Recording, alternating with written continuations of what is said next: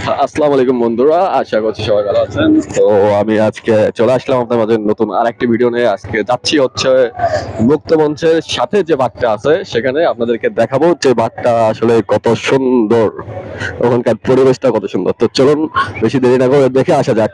সাথে আছে হচ্ছে আমার বেষ্টু আর আছে হচ্ছে দুইটা বেষ্টুর বেষ্টু। আচ্ছা যাই হোক, তো চলুন শুরু করা যাক। আহ, না এখন বসতাম না।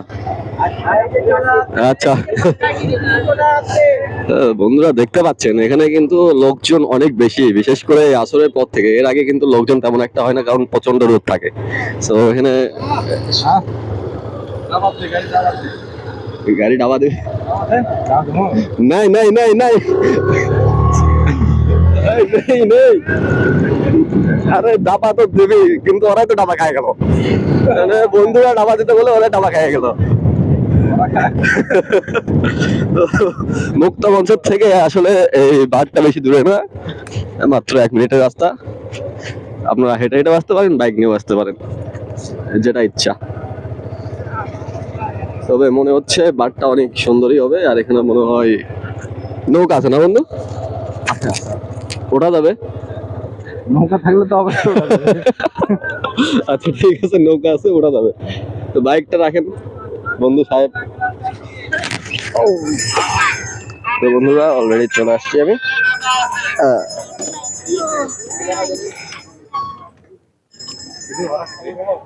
সাথে আসছে হচ্ছে এই যে পুলিশ। সো পুলিশ কেমন? আসলে ডাবা দেওয়ার কোনো ফিলিংস হয় না।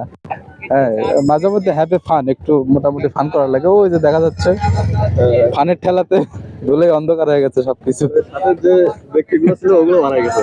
ওগুলো ধুলোর ভিতরে হারিয়ে গেছে। আসলে বন্ধুরা এখানকার প্লেসটা সুন্দর, পানি মনে হয় আরো বেশি থাকে, তাই না? যদিও ভরাটা পাইনি আমি আসলে। পুরো বাঁধটাই নাকি পানি দিয়ে ভরে যায়, বাট এখানে হচ্ছে এখন তেমন পানি নেই, শুকায় গেছে।